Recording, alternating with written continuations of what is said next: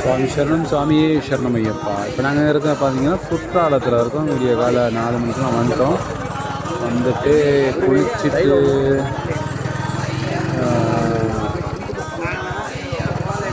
இருக்கிறோம்.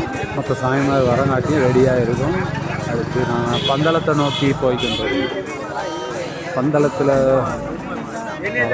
பார்க்குற விஷயங்கள் தான். சுவாமி சரணம், சுவாமி சரணம் ஐயப்பா.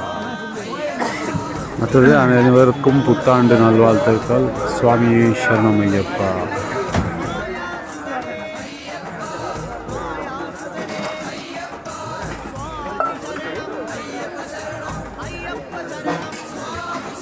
நாங்கள் வந்த பஸ்